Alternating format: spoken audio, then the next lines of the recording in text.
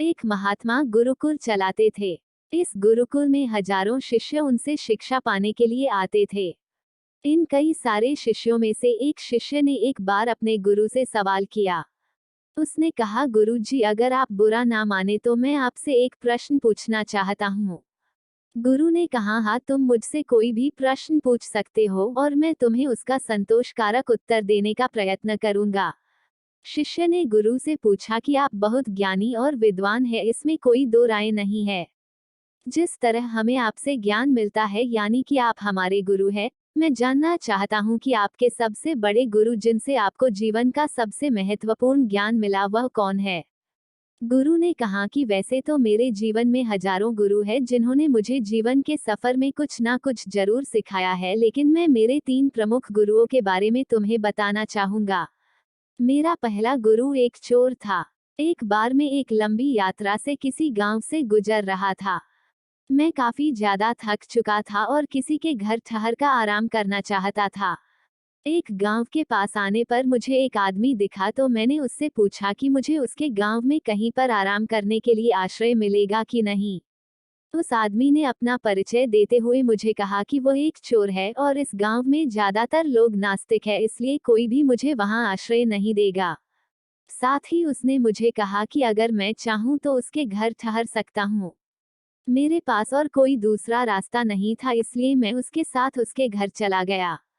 उसने मेरी अच्छे से सेवा की, मुझे खाना पीना और आराम करने के लिए बिस्तर दिया।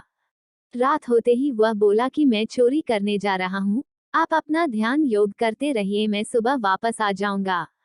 सुबह जब वह वापस आया तो मैंने उससे पूछा कि उसे कुछ मिला या नहीं। उसने मुझे जवाब दिया कि आज तो मुझे कुछ नहीं मिला, लेकिन जरूर आगे कुछ ना कुछ मिलेगा। भगवान ने मेरे लिए कुछ ना कुछ सोच कर रखा होगा। एक के बाद एक कई दिनों तक मैं उसके साथ रहा और उन दिनों उसे कुछ भी चोरी का सामान नहीं मिलता, फिर भी वह भगवान से अपने आस लगाए रहता और यह उम्मीद बनाए रखता कि उसे जरूर आने वाले दिनों में कुछ हाथ लगेगा।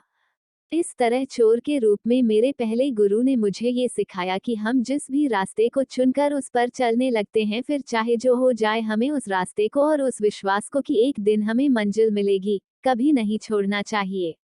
वो दिन है और आज का दिन है, तब से मैंने कभी अपनी ध्यान और भगवान की भक्ति नहीं छोड़ी। मेरा दूसरा गुरु एक कुत्ता था। एक बार मैं किसी जरूरी काम से काफी दूर का सफर कर जंगल से गुजर रहा था।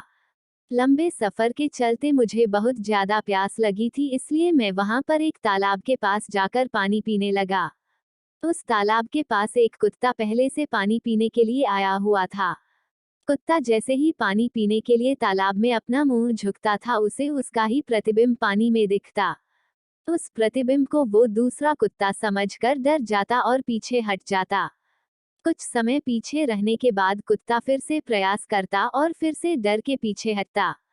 काफी समय बीतने के बाद कुत्ते ने हिम्मत जुटाकर आखिरकार तालाब से पानी पी लिया और अपनी प्यास बुझाकर वहां से चला गया। मेरे उस दूसरे गुरु ने मुझे सिखाया कि जीवन में चाहे जितनी बड़ी समस्या या मुसीबत आ जाए, अगर हम उससे जूझते रहेंगे, लड़ते रहेंगे तो उसे जरूर हराने में कामयाब भी होंगे और तभी हमें सफलता मिलेगी।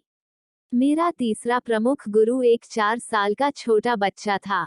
एक बार मैंने एक बच्चे को मोमबत्ती हाथ में लेकर चर्च की तरफ दौड़ते हुए देखा। मुझे उसे देखकर थोड़ी शरारत सूझी। मैंने उस बच्चे को रोका और उससे पूछा कि तुम यह मोमबत्ती कहाँ ले जा रहे हो। उसने जवाब दिया, वह चर्च में इस मोमबत्ती को ले जा रहा है। मैंने बच्चे से पूछा कि यह मोमबत्ती तुमने जलाई है। बच्चे ने हाँ में जवाब दिया। अब मेरे घमंड भरे सवाल की बारी थी, तो मैंने उसे पूछा, मुझे बताओ, जब तुमने इस मोमबत्ती को जलाया तो ये प्रकाश कहाँ से आया, और उससे पहले जब मोमबत्ती जली नहीं थी तब प्रकाश कहाँ था। बच्चे ने मेरे सवाल के जवाब में अपने हाथ में पकड़ी मोमबत्ती को फूंक मारकर बुझा दिया और मुझसे बोला, आप देख लीजिए, पहले प्रकाश था और अब नहीं है, आपकी आंखों के सामने वह कहाँ गया, यह मुझे बताइए।